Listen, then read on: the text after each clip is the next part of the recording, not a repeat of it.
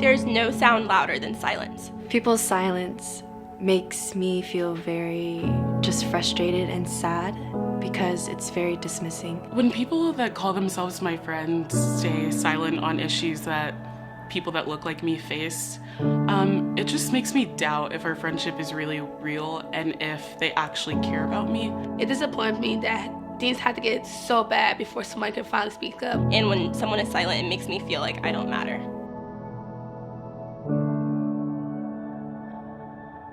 I remember one time when Trayvon Martin was killed and someone on Twitter was like, no, racism does not exist anymore because we have a black president.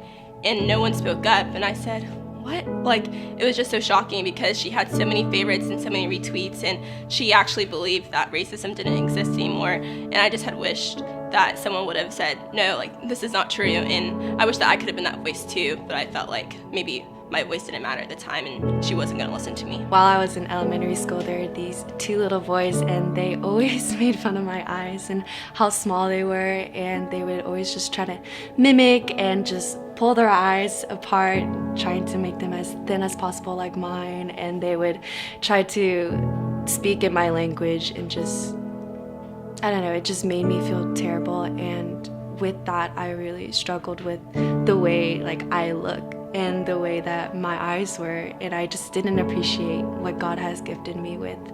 And yeah, I just wish that somebody stood up for me and just told me, hey, your eyes are beautiful and they're perfect the way they are. It was my senior year of high school. I got accepted to UGA and I was so happy.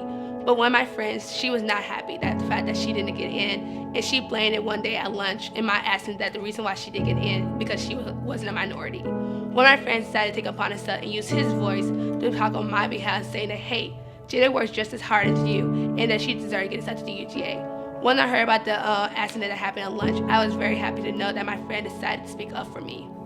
I think that sometimes when you haven't necessarily gone through the same experiences as others, it's easy to remain silent. Being a voice means when somebody's shy or scared to speak up, or you're not being heard, that you use your voice to let their stories be told.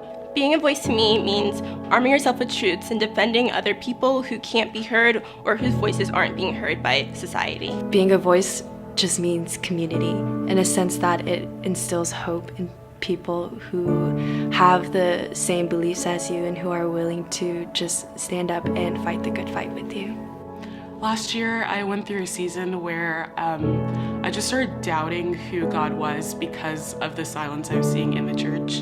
To me, God is a lover, a fighter, and our biggest advocate. I believe that racial reconciliation is so much a part of his heart, and what I was seeing in the church just didn't match up with that. And I remember one Wesley service when Bob stopped to talk about Black Lives Matter, and I just remember being taken back, but then it was also just the most amazing surprise. And I was so shocked that he just took time out of the service to address it and speak about real issues that I was dealing with. And it was really encouraging to hear a pastor actually speak up about it. And I had never been in a setting where someone was so vocal about it. This was what I needed from the church. And I just remember in that moment that I knew that I chose Wesley, but in that moment, Wesley showed up and just chose me back.